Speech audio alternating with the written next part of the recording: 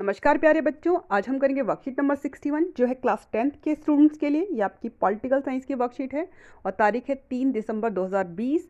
आज की वर्कशीट में हम रिवीजन करेंगे कौन से चैप्टर की, सत्ता में साझेदारी की। ठीक है, तो सबसे पहले आपके जो है ऑब्जेक्टिव टाइप क्वेश्चंस हैं। तो पहला प्रश्न क्या है कि रेखांकित वाक्यांश को सही करने के बाद वाक्यों को फिर से लिखिए। ठीक है, यानी यहाँ पे जो हमको वाक्य दिया गया है उसमें कुछ गड़बड़ है, हमको उसको करेक्ट करके दोबारा से लिखना है। ठीक है, तो देखते हैं इसमें लिखा कि 1956 में श्रीलंका में तमिल को एकमात्र आधिकारिक भाषा के रूप में मान्यता देने के लिए एक अधिनियम पारित किया गया। तो इसमें कौन सा शब्द गलत है? तमिल।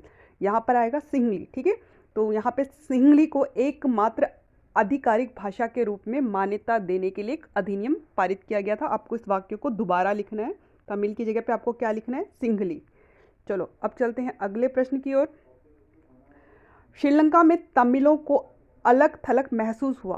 क्यों महसूस किया उन्होंने अलग? यहाँ पे 4 कारण दिए गए हैं, हमें इन चारों में से एक सही उत्तर पे जो है निशान लगाना है। तो पहला क्या है कि सिंहली को एकमात्र आधिकारिक भाषा के रूप में मान्यता देने के लिए अधिनियम पारित किया गया। दूसरा क्या है कि सरकार ने विश्वविद्यालयों और सरकारी नौकरियों के लिए सिंहली आवेदकों को प्राथमिकता देने की नीति अपनाई। तीसरा कारण क्या था कि एक नए संविधान में यह निर्धारित किया गया कि राज्य बौद्ध धर्म की रक्षा और उसे बढ़ावा देगा। तो इसका सही उत्तर है उपरोक्त सभी। ठीक है, ये तीनों ही बातें थी जिनके कारण जो तमिल लोग थे वो श्रीलंका में अपने आप को अलग थलग महसूस कर रहे थे। चलो अब चलते हैं अगले प्रश्न की तरफ। रिक्त स्थान भरिए।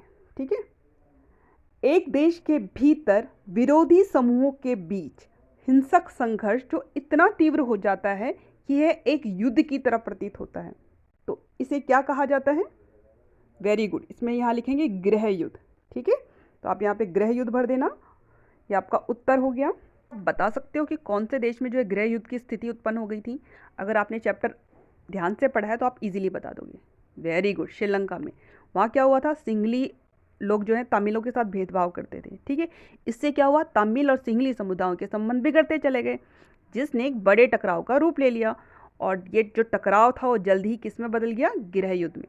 चलो अब चलते हैं अगले प्रश्न की ओर। प्रश्न नंबर 4 देखो, इसमें कहता है नीचे कथन ए और कारण आर दिए गए हैं, इन कथनों को पढ़कर नीचे दिए गए विकल्पों में से सही उत्तर चुनकर लिखिए। तो अभी कथन क्या है? सिंहली और तमिलों के बीच अविश्वास व्यापक संघर्षों में बदल गया। हाँ, ये हुआ था, ये कथन सही है, ये बात बिल्कुल सही है। कारण क्या है कि एक नए संविधान में निर्धारित किया गया कि राज्य श्रीलंका में बौद्ध धर्म की रक्षा और बढ़ावा देगा। हाँ, ये बात भी सही है। अब हमें ये देखना है, दोनों चीज़ें सही हैं, ए भी सही है और आर भी सही है। अब हमें ये देखना है क्या आर जो है ए की सही व्याख्या करता है, यानी ये वाली जो घटना है वो इसके कारण हुई थी या नहीं? तो बिल्कुल, जो इनके बीच में जो अविश्वास हो गया था तमिल और सिंहलियों के बीच में, उसका कारण एक ये भी था। ठीक है, इसके अलावा और भी कारण थे जिनके वजह से इन दोनों में आपस में अविश्वास बढ़ा और जो आगे जाके संघर्षों में बदल गया।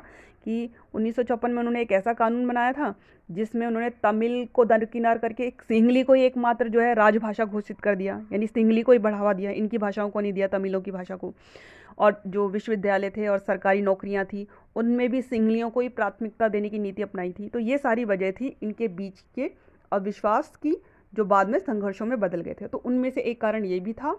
तो इस तरह से तो इसमें कथन ए और कारण आर दोनों सही हैं, और जो कारण कथन की सही व्याख्या करता है। तो कौन सी स्टेटमेंट ऐसी है जिसमें कथन ए और कारण आर दोनों सही हैं और कारण कथन की सही व्याख्या करता है? तो वो ए है। ठीक है, तो ए पार्ट हमारा इसका उत्तर हो गया। अब चलते हैं अगले प्रश्न की ओर। अब प्रश्न नंबर 5, कार्टून को अपने शब्दों में समझाइए। तो बेटा ये जो कार्टून है आपकी बुक में भी दे रखा है, इसकी हेडिंग है सत्ता की बागडोर। अब यहाँ पर इस कार्टून को देखो, ये बना रखी है उन्होंने डेमोक्रेसी घोड़ा है जिसकी बागडोर इनके हाथ में है। ठीक है, और ये क्या कह रहे हैं? व्लादिमीर, सत्ता की बागडोर केवल हमारे हाथ में रहे, यानी कि जो सारे सत्ता शासन चलाने की जो सारी शक्तियाँ वो हमारे पास रहे। ठीक है, हम किसी के पास ना बांटें।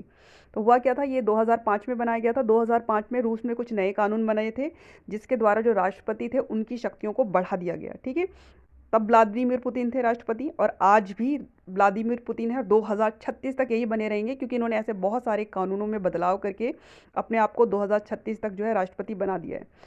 तो अगर लोकतंत्र में ऐसा हो जाए कि जो सारी शक्तियां हैं वो एक ही व्यक्ति के हाथ में केंद्रित हो जाएं, ठीक है। तो क्या वो सही मायनों में लोकतंत्र रहेगा? नहीं। ये कार्टून भी आपको यही बता रहा है कि जब सत्ता एक ही व्यक्ति के हाथ में केंद्रीकृत हो जाती है, यानी कि उसके हाथ में सारी शक्तियां आ जाती हैं, तो वो सही मायनों में लोकतंत्र नहीं रहता, ठीक है। क्योंकि जो लोकतांत्रिक शासन होता है उसमें नागरिकों की ज़्यादा से ज़्यादा राजनीतिक हिस्सेदारी जो है वो होती है, ठीक है। उसमें सभी नागरिकों को जो है सत्ता में भागीदारी का मौका मिलता है। लेकिन अगर ये अपने पद से हटेंगे नहीं तो बाकी लोगों को मौका कैसे मिलेगा? तो बेटा आप इस प्रश्न का उत्तर इस तरह से लिख सकते हो कि यह कार्टून यह दर्शाता है कि अगर किसी लोकतंत्र में सत्ता की शक्तियां एक ही व्यक्ति के हाथों में केंद्रित हो जाएं तो वह सही मायने में लोकतंत्र नहीं रह जाता है, क्योंकि इसमें सत्ता की साझेदारी का अभाव होता है और सत्ता की साझेदारी ही लोकतंत्र की आत्मा होती है। प्रश्न नंबर 6 है, 1970 और 1993 के बीच बेल्जियम के संविधान में कितने संशोधन किए गए? तो इसका उत्तर है 4 बार, ठीक है। तो 4 बार संशोधन किए गए थे। प्रश्न नंबर 7, सिंहली समुदाय के प्रभुत्व को बनाए रखने के लिए श्रीलंका में किस प्रकार की सरकार को अपनाया गया है? तो इसका उत्तर है बहुसंख्यकवाद सरकार। प्रश्न नंबर 8, बेल्जियम में कौन सी 2 मुख्य भाषाएं बोली जाती हैं? तो इसका उत्तर है डच और फ्रेंच। प्रश्न नंबर 9, श्रीलंका की जनसंख्या में सबसे बड़ा हिस्सा किस प्रमुख सामाजिक समूह का है? तो इसका उत्तर बहुत ही आसान है, कौन सा है? सिंहली, ठीक है। अब आते हैं प्रश्न नंबर 10 पे, उन 2 देशों के नाम बताइए जिनकी सीमाएं बेल्जियम के साथ मिलती हैं। तो इसका उत्तर है फ्रांस और नीदरलैंड। जर्मनी लिख लो, लग्जमबर्ग लिख लो, ठीक है। ये चारों देश जो हैं इसके पड़ोसी देश हैं। तो यहाँ पे हमने फ्रांस और नीदरलैंड लिखा है।